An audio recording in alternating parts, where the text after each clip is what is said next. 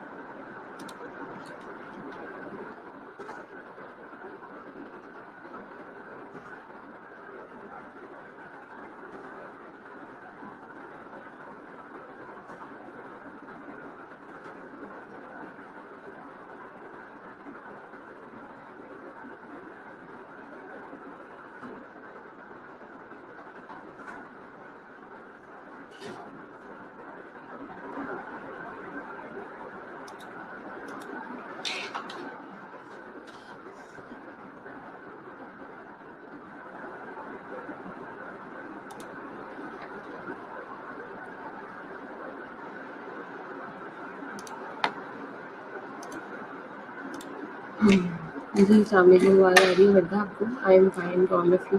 अच्छा ठीक है। पहले आप लोगों का लिंक ही कनेक्ट नहीं हो रहा था, इतनी देर के बाद आप लोगों का लिंक कनेक्ट हुआ है। अच्छा, तो हम लोग कल पढ़े थे मोटिवेशनल थ्योरीज के बारे में। मोटिवेशनल थ्योरीज,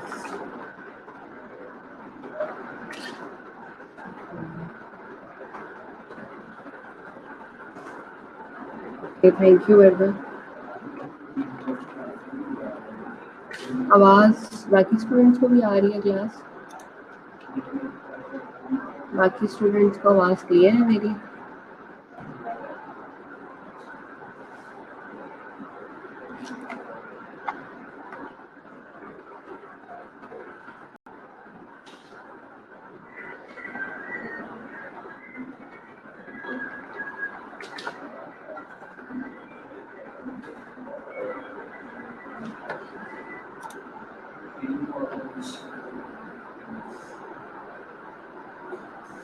जी, आवाज़ सबको क्लियर है क्लास? आप लोगों का लेक्चर अपलोड हो रहा है, फिर हम लोग स्टार्ट करते हैं। Should I go ahead and Ravish?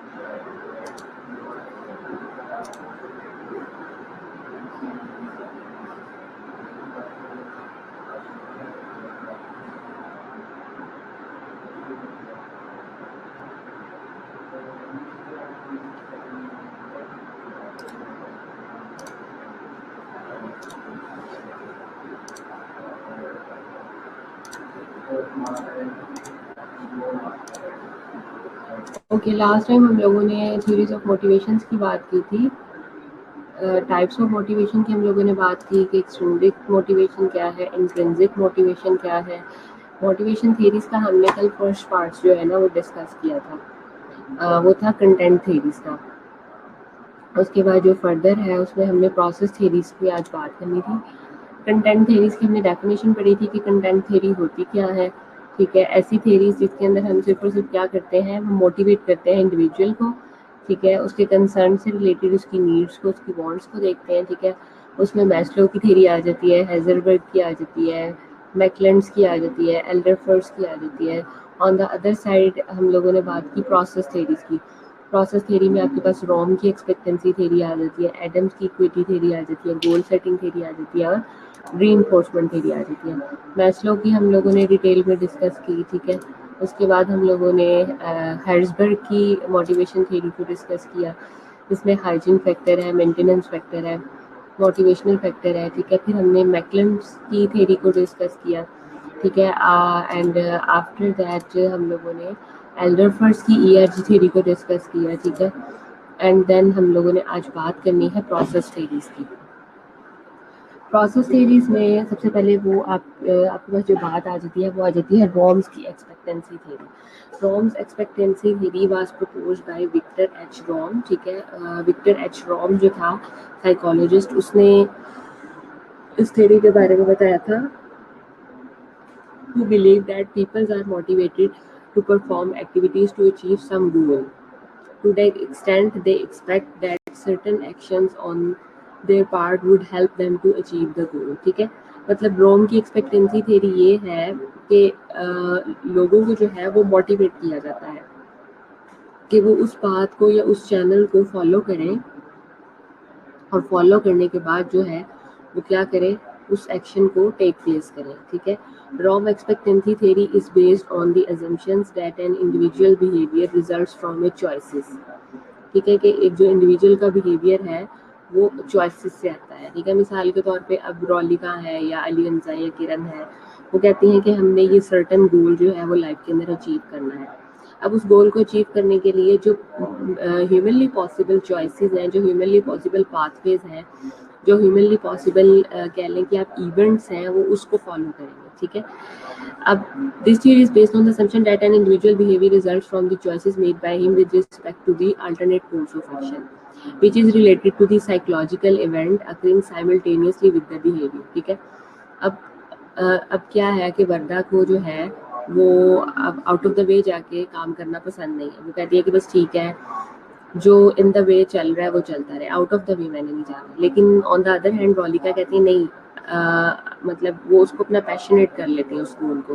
वो कहती है नहीं, मैं आउट ऑफ द वे जाके भी इस गोल की अचीवर बनूंगी। ठीक है, तो इन दिस वे रोम्स ये कहता है कि individual select a certain behaviour over other behaviour with an expectations of getting results. ठीक है, the one desired for the Rom's expectancy theory has its Rom की जो expectancy theory है has its roots in the cognitive concept. That's why how an individual process the different elements of motivation.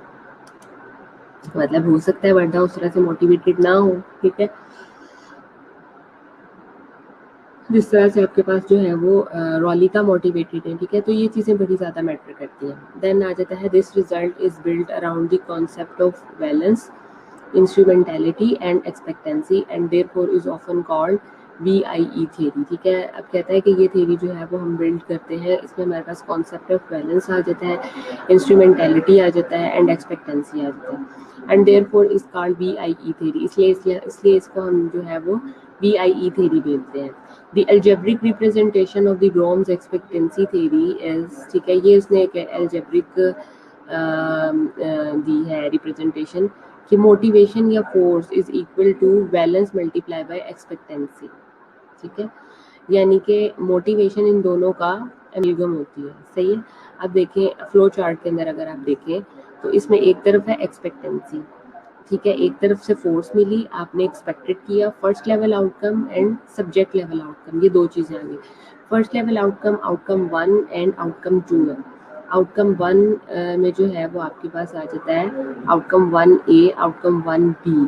ठीक है, इसी तरह से outcome 2 के अंदर आउटकम -2A, आउटकम -2B। ठीक है, ये हम इंस्ट्रूमेंटलिटीज़ के ऊपर बात कर रहे हैं। ये वो इंस्ट्रूमेंट है जो कि हम यूज़ कर रहे हैं।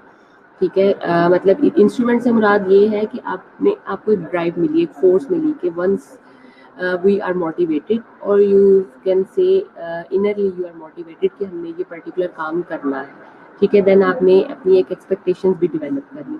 अब उस एक्सपेक्टेशंस को डेवलप करने के बाद जो डिफरेंट इंस्ट्रूमेंट्स हैं, इंस्ट्रूमेंट से मुराद ये है कि जो आपको साथ साथ में ड्राइव फोर्सेस मिलेंगी, वाया पीयर प्रेशर मिलेंगी, वाया पेरेंट्स मिलेंगी, वाया टीचर्स मिलेंगी, ठीक है, वो इंस्ट्रूमेंटैलिटीज़ के अंदर आ जाता है। अब वो जब इंस्ट्रूमेंटैलिटीज़ इसके अंदर ऐड हो जाते हैं तो आप outcome 1A, outcome 1B, outcome 2A, outcome 2B की तरफ मूव करते हैं, ठीक है। अब आ जाता है नेक्स्ट, एक्सपेक्टेंसी क्या होता है। A persons believe that more efforts will result success, if you work harder it will result in better performance, ठीक है। अगर आप मतलब वर्क हार्ड करते हो तो आपकी बेटर परफॉर्मेंस हो जाती है। इंस्ट्रूमेंटैलिटी क्या है, the persons believe that there is a connection between activity and goal, if you perform well you will get reward, ठीक है। डेफिनेटली इंस्ट्रूमेंटैलिटीज में यही है कि persons believe that there is a connection between activity and goal, ठीक है। जब तक आप काम नहीं करोगे, आप मोटिवेटेड नहीं होगे तो आप काम नहीं करोगे, जब आप एक्टिविटी नहीं करोगे तो आप गोल नहीं अचीव करोगे। अच्छा करोगे तो अच्छा रिवॉर्ड पाओगे। बैलेंस ये है, the degree to which a person value the reward the results of the success. अब मिसाल के तौर पे मैंने जैसे आप लोगों को कहा कि जी आप शॉर्ट क्वेश्चंस बनाएं, तो इस पे जो अच्छा ग्रुप बनाएगा मैं उसको एक चॉकलेट ऑफर करूँगी, ठीक है। अब माइट भी ग्रुप ए या ग्रुप सी के लोग ये कहें कि चॉकलेट की क्या वर्थ है, चॉकलेट इज़ वर्थलेस, ठीक है। मतलब कोई प्रेशियस और कोई बड़ा ही एक्सपेंसिव गिफ्ट होना चाहिए, तो फिर हम उसको गिफ्ट मानते हैं कि ये गिफ्ट है, ठीक है। बट ऐसा नहीं है, ठीक है। इसमें क्या है कि मतलब आपने क्या करना होता है, the degree to which a person values the reward the result of the success, ठीक है। आपको जो भी रिवॉर्ड मिला है आपने उसको वैल्यू देनी है, ठीक है। देन आ जाती है आपके पास Adams equity theory. The Adams equity theory posits that the Adams equity theory posits that people maintain a fair relationship between the performance and rewards in comparison to others, ठीक है।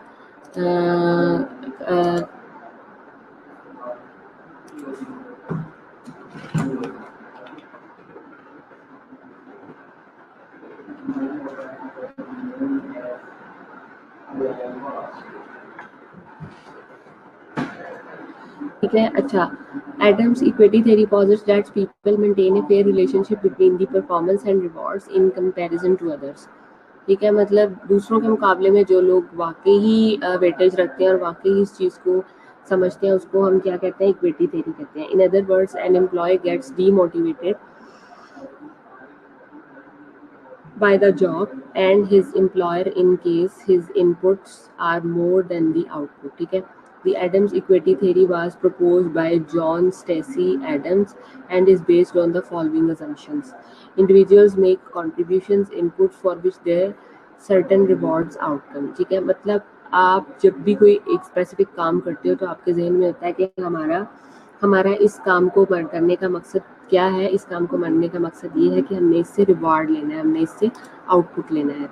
To validate the exchange an individual compares his input and outcomes with those of others and try to rectify the inequality, ठीक है। अब इस चीज़ को validate करने के लिए एक इंडिविजुअल जो होता है वो कंपेयर करता है अपने काम को एंड देन अपने काम के बाद जो वो आउटपुट प्रोड्यूस करता है उस आउटपुट को दूसरे लोगों के साथ and try to rectify the inequality, और इनइक्वालिटीज को रेक्टिफाई करने की कोशिश करता है। There are 3 types of exchange relationship that arise when an individual input outcomes are compared with that of the other person, ठीक है। Overpaid inequity, when an individual perceives that his outcomes are more as compared to his inputs in relation to other. This overpaid inequity can be expressed as person's outcome divided by person inputs is greater than others outcome divided by others input, यानी person का outcome या person की जो input है, person का आप outcome लगा लें या पर्सन की इनपुट लगा लें, वो ऑलवेज कह लें कि ग्रेटर देन है अदर आउटकम और अदर इनपुट से, ठीक है। अब अंडरपेड इन इक्विटी क्या होती है, when an individual perceive that his outcomes are less as compared to his input in relation to other, the unpaid equity can be expressed as, मतलब जब हम अपने अंदर ही ये चीज़ फील करना शुरू कर देते हैं कि नहीं, मतलब हम लोग जो है वो कंपैरेटिवली हमारी इनपुट जो है वो कम है, ठीक है, तो उस सूरत में हमारे पास अनपेड इक्विटी आ जाती है। ये उसके लिए फॉर्मूला बनता है, यानी पर्सन आउटकम और पर्सन की इनपुट जो है वो लेस देन है अदर्स आउटकम और अदर इनपुट से। अब इक्विटी क्या है? An individual perceives that his outcomes in relation to his inputs are equal, ठीक है, are equal to those of others. This equity can be expressed as, ठीक है, person's outcome person's input divided is equal to others outcome others input. पहले greater then और less than था। Thus, Adams की जो equity theory है shows the level of motivation among the individuals in the working environment. यानी कि ये theory less than equal than and less than greater than and equal than, ये सारी की सारी जो एडम्स की इक्विटी है, इक्विटी थ्योरी है, ये बेसिकली क्या बता रही है आपको, वर्किंग इन्वायरमेंट के अंदर जो है वो पर्सन क्या फील करता है, अपना आउटपुट जब वो जनरेट करता है, अपना इनपुट जब देता है तो आउटपुट जब जनरेट होता है, तो उस सूरत में क्या कॉम्बिनेशंस बन सकते हैं उसके बारे में बात की जाती है। Yes, equity means equality. An individual is said to be highly motivated if he perceives to be treated fairly, ठीक है। अगर मतलब मैं ये कहती हूँ, शहर कहती है कि जी मतलब वाकई ही मैंने जो टेस्ट दिया था और मैडम मैंने वाकई इतना लिखा था, ठीक है, और मतलब आपने क्या किया है कि आपने उसको किस बेस पे फेयरली चेक किया है, ठीक है, तो वो किस बेस पे आ जाता है? नहीं बेटा, इक्विटी मुबशरा इक्वालिटी की सेंस में यहाँ पे आ रहा है, ठीक है, इक्विटी होती है इक्वालिटी की, ठीक है, मतलब देखिए उसमें उसने डेफिनेशन नहीं बताया। An individual perceive that his outcomes in relation to inputs are equal to those of other, ठीक है, base on the give things on the base of needs नहीं है, ठीक है, मतलब कि इक्वल जो है उसके पास अपॉर्चुनिटी आ रही है, जो उसका आउटकम है उसकी उसकी इनपुट के बराबर है, ठीक है, कंपैरेटिवली टू अदर पर्सन, ये इक्वालिटी है, ये इक्विटी है, इक्विटी यानी इक्वालिटी है, ठीक है। अच्छा, while the feelings of the demotivation arise if an individual perceived to be treated unfairly in the organization। अब मैं ये कहूँ कि नई मुबशरा को मैंने जो है वो बहुत ज़्यादा फेवरेटिज्म कर दी है, अनड्यू मैंने उसको कह लें कि फेवर दी है कंपैरेटिवली सहर या गुलाम फातिमा के, ठीक है, तो ये इसकी अपनी उसकी अपनी एक इनसाइट है, उसकी अपनी एक इनर फीलिंग है, ठीक है। अब गोल सेटिंग थ्योरी क्या है? इन 1960 Edwin lock put forward the goal setting theory of the motivation. This theory states that goal setting is essentially linked to the task performance, ठीक है। It states that specific and challenging goals along with the appropriate feedback contribute to the higher and better task performance. The important feature of the goal setting theory is as follow, यानी कि इसका task के साथ और आपकी जो है goal setting के साथ उसके साथ एक लिंक है। अब वो कहता है the willingness to work towards attainment of the goal is the main source of job motivation, ठीक है, जॉब मोटिवेशन की एंड पे जो है वो विलिंगनेस है, वो एक इम्पॉर्टेंट चीज़ है, ठीक है। Clear particular and difficult goals are greater motivating factors than easy, ठीक है, जनरल एंड वैग्यू गोल्स, सही है, मतलब वो कह रहा है कि जो आपके क्लियर पर्टिकुलर और डिफिकल्ट गोल्स हैं वो उसमें वो क्या है, वो ग्रेटर मोटिवेटिंग फैक्टर है उनके लिए, ठीक है, देन इजी जनरल और वैग्यू गोल्स के मुकाबले में। On the other hand specific and clear goals leads to greater output and better performance, and then unambiguous, measurable and clear goals accompanied by a deadline for the completion avoids misunderstanding. Goals should be realistic and challenging. गोल जो होते हैं वो realistic होते हैं, challenging होते हैं।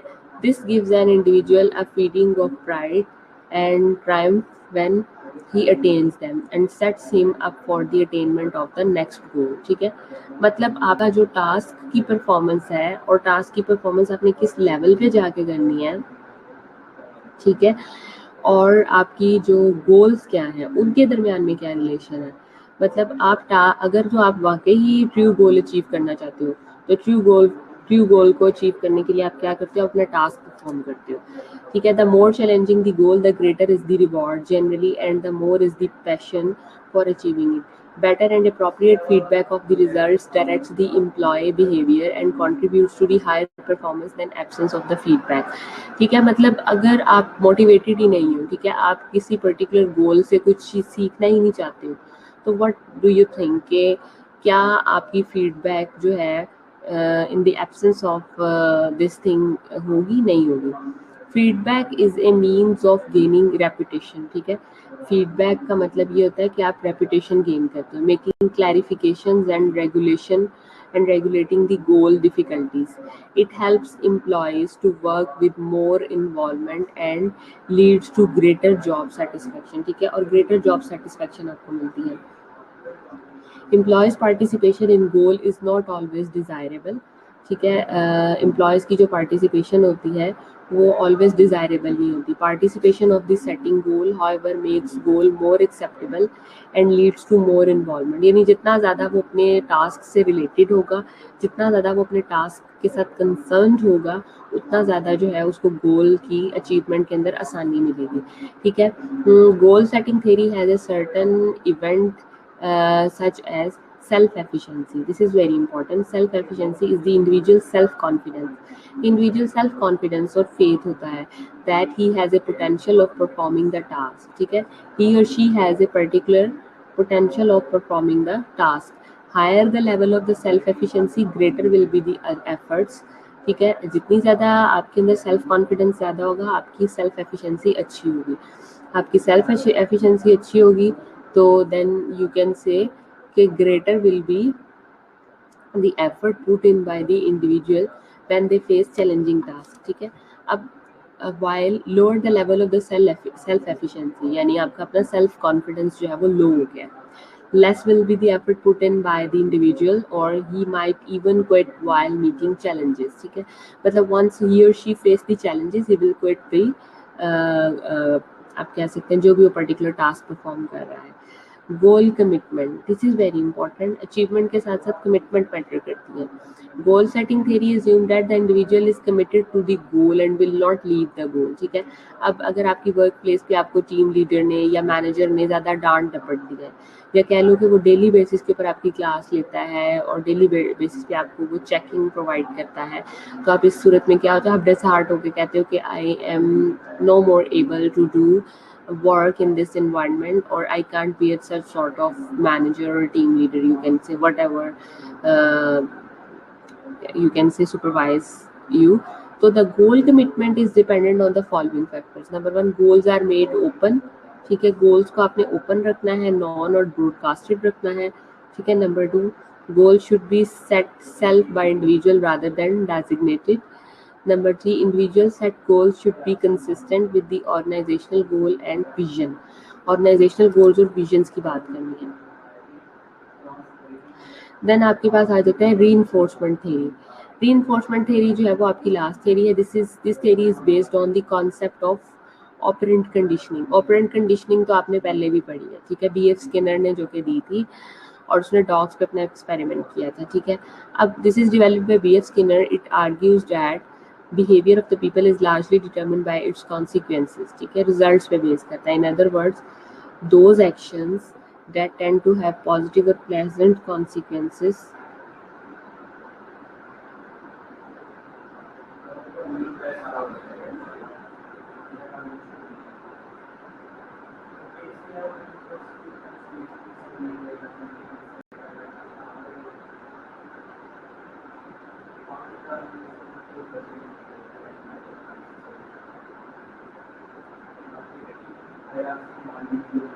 ठीक है।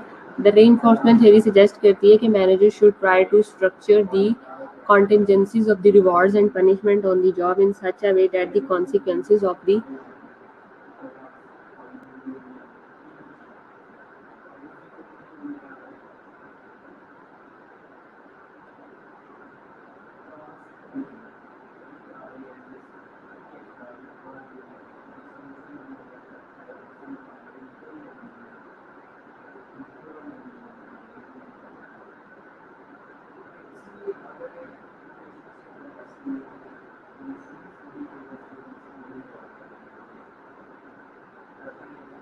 अच्छा, उसके बाद वो कहता है कि अच्छा आप लोगों ने इसकी पढ़ी थी, रीइंफोर्समेंट थ्योरी पढ़ी थी। रीइंफोर्समेंट थ्योरी में आपको क्या पता चला था? हाँ जी, आप बताएं। जी स्टूडेंट्स, रीइंफोर्समेंट थ्योरी में आपको किस चीज़ का पता चला था? रीइंफोर्समेंट थ्योरी में आपको ये पता चला था कि मतलब डॉग को जब भी वो बेल करता था, रिंगिंग बेल से उसको उसका सलाइवा जो है वो अप्रोच होता था, जिससे पता चलता था कि ये हमें कुछ कोई चीज़ ऑफर मिल रही है खाने की, ठीक है। तो the focus on this approach is upon changing और modifying the behaviour of the people on the job.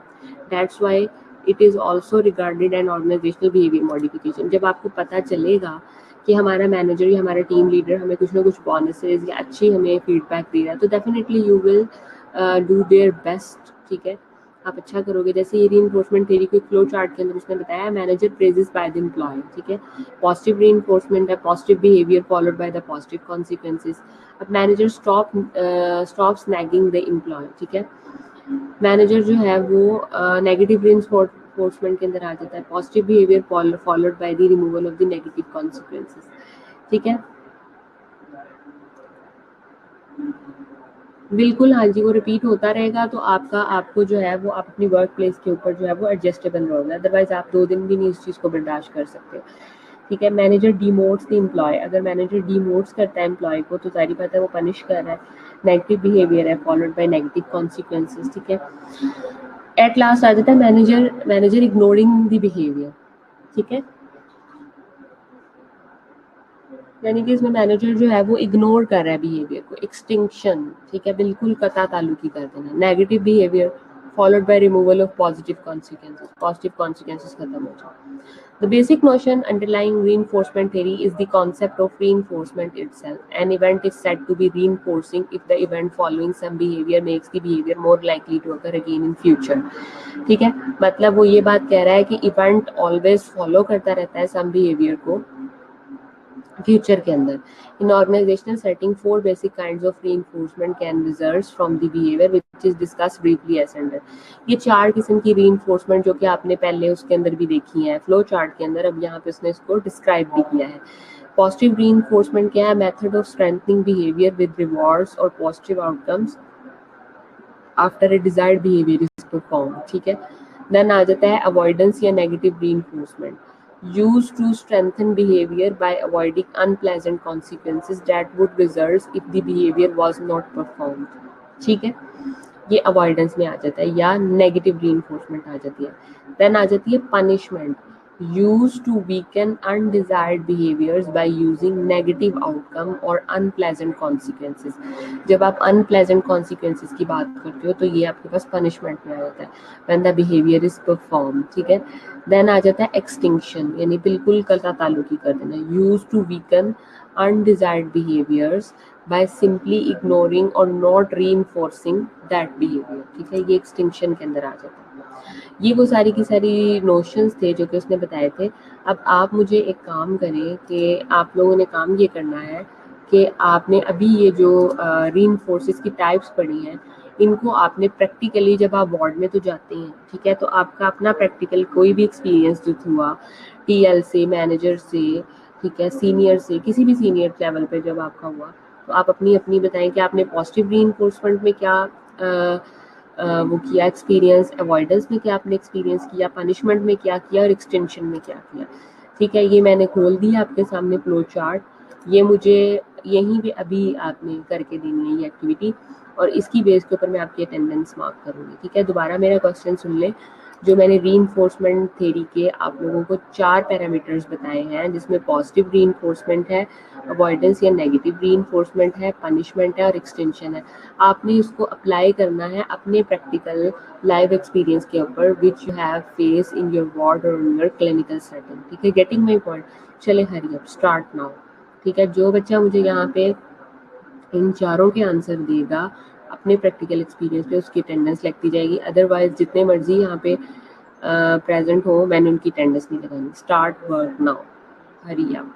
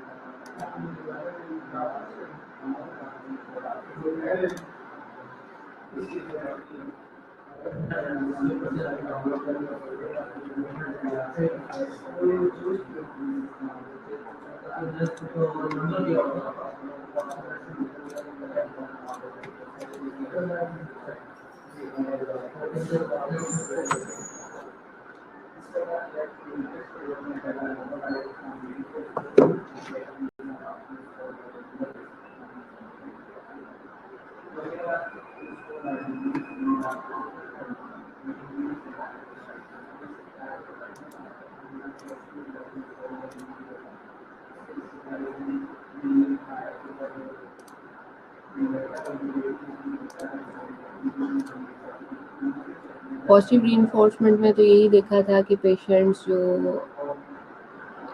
ठीक है, सहर ने दिया है, जिले हुमा ने दिया है, ओके, शाबाश शाबाश अरीबा, ठीक है, शाबाश, आरफा ने दिया है, गुड। इसको आप अपने ना उन क्वेश्चन के अंदर ऐड कर लें जो मैंने आप लोगों को वो फोल्डर बनवाया हुआ ना शॉर्ट क्वेश्चन आंसर का, उसके अंदर प्लीज ऐड कर लें। और इसमें से ऑब्जेक्टिव भी आपको बहुत ज़्यादा पूछा जाता है। Arfa, Sahar, Zilyuma, please add these question into your question book, अपनी क्वेश्चन बुक में ऐड कर लें। शाबाश हरी, अब आप बस सेंड करते जाए, मैं देखती जा रही हूँ।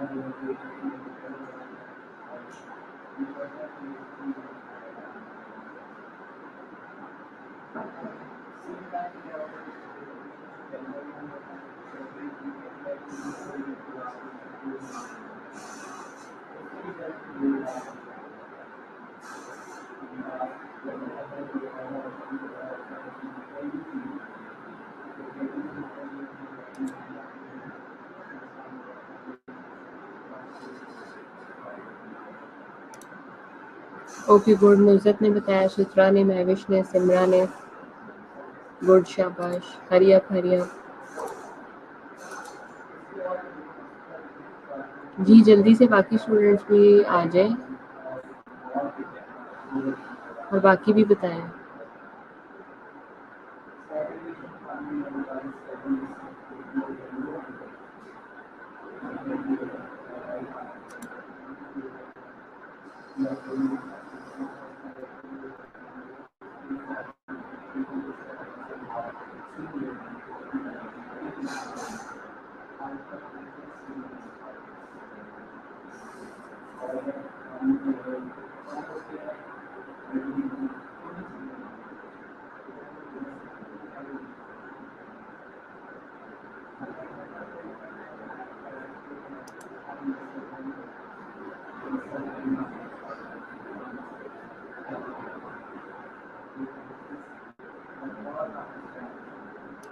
Hurry up class.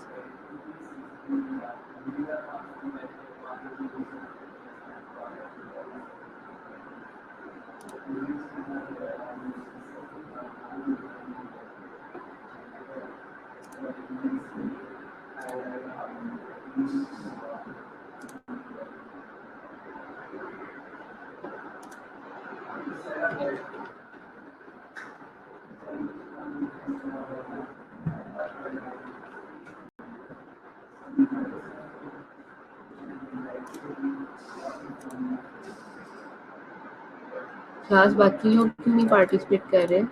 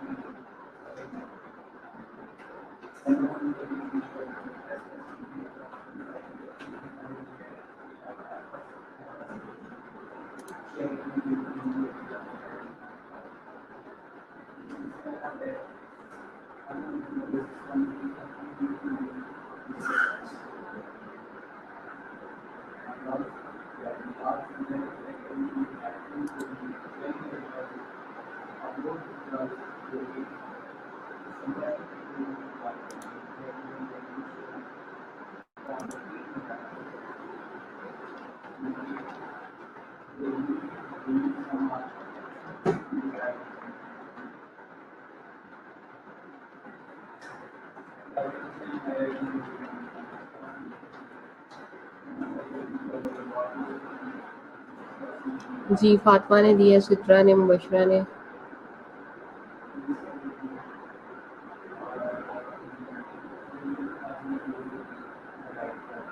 जी जी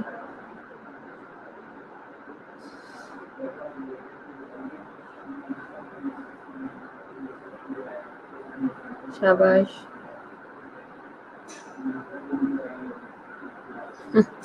महविश कहती हैं कि punishment for coming let the instructor fine लेते हैं।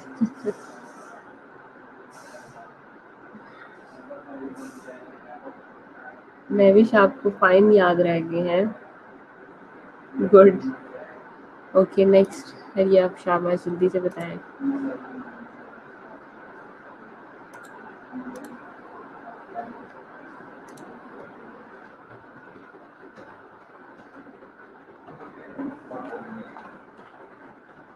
महविश को फाइन बहुत ज्यादा याद है।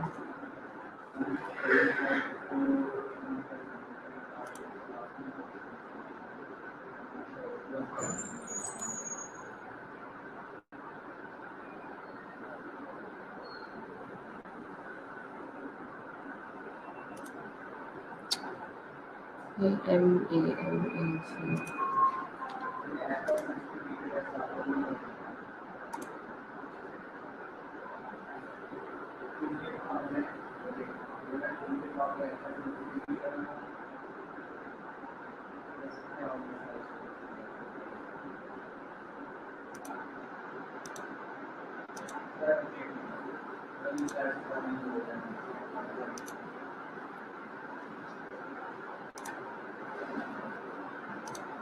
हाँ जी, हरी अब सबा ने बताया शहर में।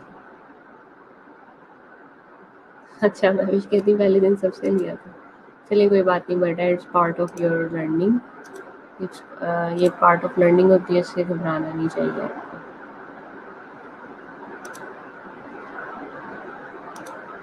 हरी आप बाकी लोग भी पार्टिसिपेट करें, बाकियों का कोई एक्सपीरियंस नहीं है किसी किस्म का? बाकियों का सब कुछ ठीक ठीक था?